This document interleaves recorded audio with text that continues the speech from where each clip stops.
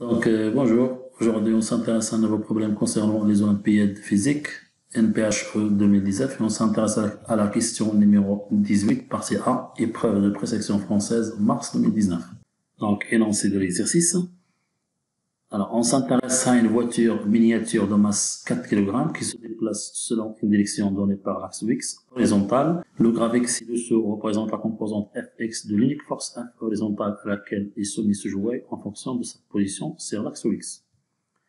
Alors, au point X égale à 0, la composante des vecteurs vitesse de la voiture sur l'axe X est 3,3 de moins 3 mètres par seconde. Alors, quelle est la vitesse maximale approximative de ce jouet? A 1,8 mètres par seconde, B 2,7 mètres par seconde, C 4 mètres par seconde, D 4,2 mètres par seconde. Alors, proposition de solution. Alors, on considère le repère unidimensionnel d'origine O et de vecteur unitaire I. Alors, le petit jouet. Alors, nous avons la norme de la force F qui est égale à la norme de la force Fx qui est égale à 5 pour x inférieur ou égal à 1 et 6 moins x pour x supérieur ou égal à 1 d'après le graphique. Donc, le petit jouet est soumis à une force Fx. Donc, au début, le jouet possède une vitesse négative, V égale à Vx égale à moins 3 mètres par seconde, moins 3i. C'est-à-dire qu'elle va se déplacer de la droite vers la gauche à cause de la composante de la force F jusqu'à ce qu'elle s'arrête. Donc, le petit jouet va se déplacer de haut vers la position N. Alors, il faut chercher la position là où elle va s'arrêter. Donc, on désigne par la position où elle va s'arrêter par N. Donc, en N, nous avons Vn égale à 0 mètres par seconde.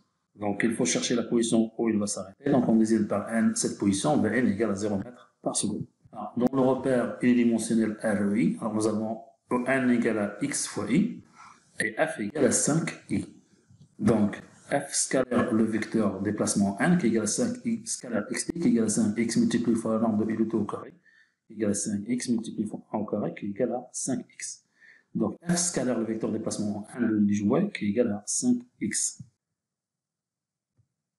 Donc, le jouet va se déplacer de haut vers n en position n, Vn égale à 0, c'est-à-dire qu'elle va s'arrêter en n. J'applique le théorème de l'énergie cinétique entre les deux positions O et n, et nous avons la variation de l'énergie cinétique entre O et n égale à la somme des travaux des forces appliquées au jouet, donc 1 demi 1 Vn au carré moins 1 demi 1 V0 au carré, qui est égal à le travail de F de O vers n, plus le travail de vecteur poids de O vers n, étant donné que le vecteur poids ne travaille pas, donc le travail de P égale à 0, et par la suite, nous avons 1 demi multiplié fois m, m c'est 4, multiplié fois Vn c'est 0, moins 1 demi multiplié fois m ça fait 4, multiplié fois V0 c'est dx égale à moins 3 le t au carré qui est égal à f scalaire en n égale à 5x, c'est-à-dire que 0 moins 18 est égal à 5x, et je tire la valeur de x qui est égale à moins 18 divisé par 5, et donc x égale à xn égale à moins 3,6 mètres. C'est-à-dire que le jouet va se déplacer le long de x de haut vers n, et il va s'arrêter en position n, d'abscisse x égale à xn égale à moins 3,6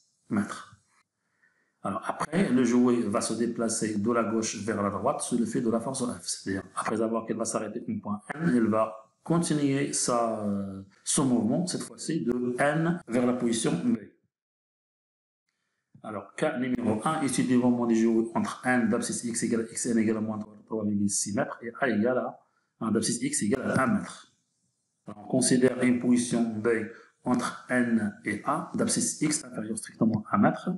Alors, nous avons égal à 5i et le vecteur déplacement nb qui est égal à x moins 3,6, c'est-à-dire x plus 3,6 multiplié fois i. Donc, f scalaire nb qui est égal à 5i scalaire x plus 3,6 multiplié fois i, c'est-à-dire que f scalaire nb qui est égal à 5 facteur x plus 3,6 et scalaire i, c'est la norme de i le t au carré, c'est-à-dire que f scalaire nb qui est égal à 5x plus 3 multiplié par 5 multiplié fois 3,6 c'est égal à 18. Et donc, le produit scalaire de f multiplié fois le vecteur déplacement nb qui est égal à 5x plus 18.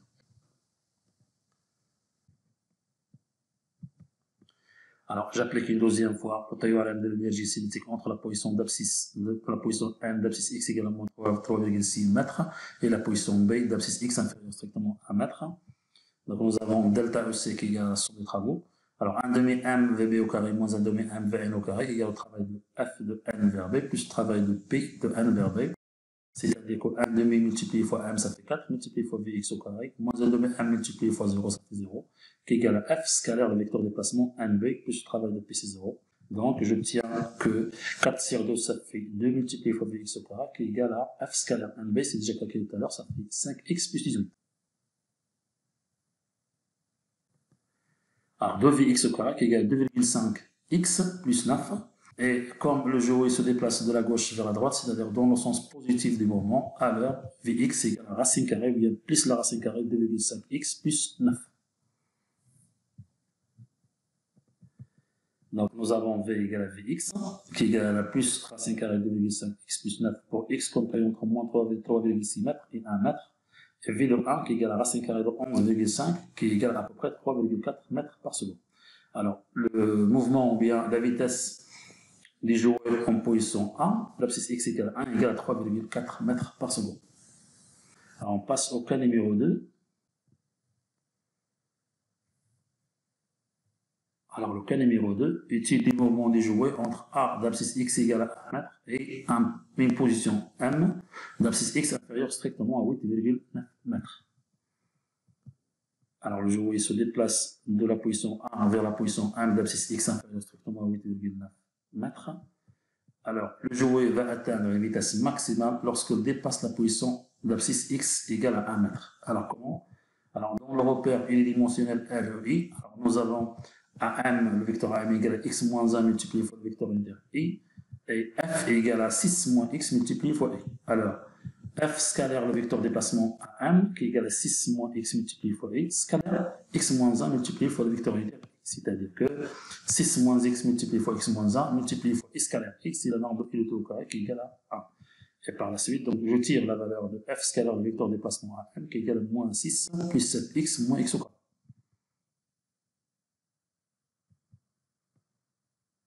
Alors, j'applique 3e fois le théorème de l'énergie cinétique entre la position A d'abscisse x égale à 1 et la position M d'abscisse x inférieure strictement à 8,9. Alors, la variation de l'énergie cinétique est égale à la somme des travaux, donc 1 demi 1 VM au carré moins 1 demi 1 VA au carré, qui est égal au travail de A vers M de P, plus le travail de A vers M de la force F. C'est-à-dire que 1 demi multiplié fois 4 multiplié fois Vx au carré, moins 1 demi multiplié fois M, ça fait 4 multiplié fois VA au carré, c'est 11,5, qui est égal à F scalaire le vecteur déplacement à M, c'est-à-dire moins 6 plus 7x moins x au carré. Alors, je tire la valeur de Vx au carré, égale à 8,5 plus 3,5x moins 0,5 x au carré. C'est-à-dire que Vx égale à racine carrée de 8,5 plus 3,5x moins 0,5 x au carré.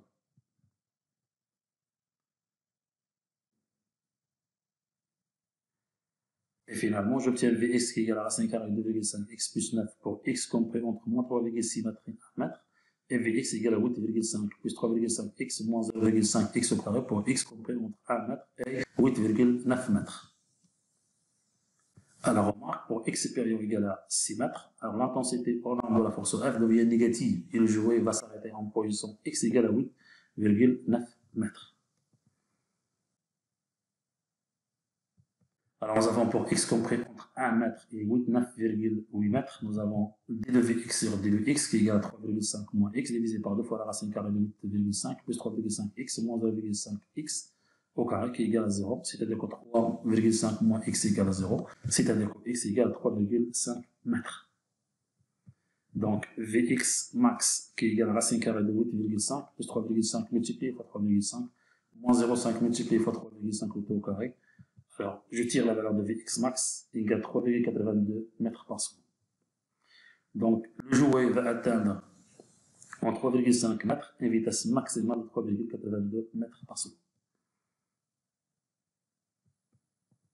Quelle est la vitesse maximale approximative de ce jouet? Alors, la réponse correcte, c'était Vmax égale à 3,82 mètres par seconde. C'est la réponse numéro C, c'est environ 4 mètres par seconde.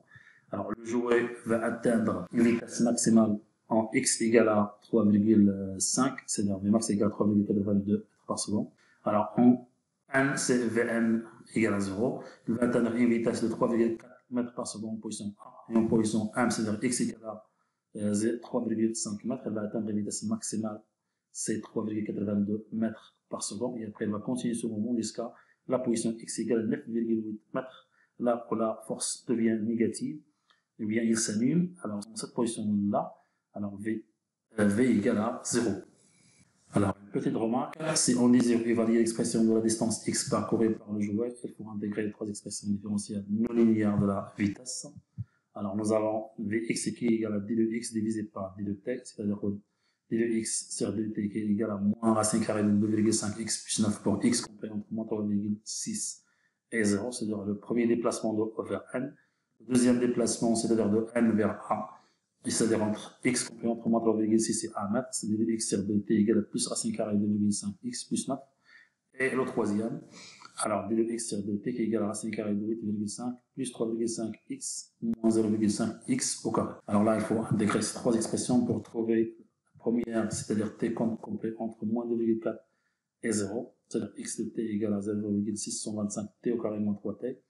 Le deuxième, c'est x de t égale à 0,625 t au carré plus 3t, t complet entre moins 2,4 et 3,314, c'est-à-dire entre la position n et la position A, Alors, x de t qui est égal à 3,5 moins la racine carrée de 29,25, cosinus de t divisé par racine de plus phi, pour la troisième, c'est-à-dire 0,312 souvent, t et t2. Alors, la prochaine fois, je vous montre comment intégrer d'une manière générale l'équation différentielle de premier ordre non linéaire d de x divisé par d de t au carré qui est égal à ax au carré plus bx plus c. Alors, fin de la correction. Merci de votre attention. Je vous donne un rendez-vous aux prochaines Olympiades.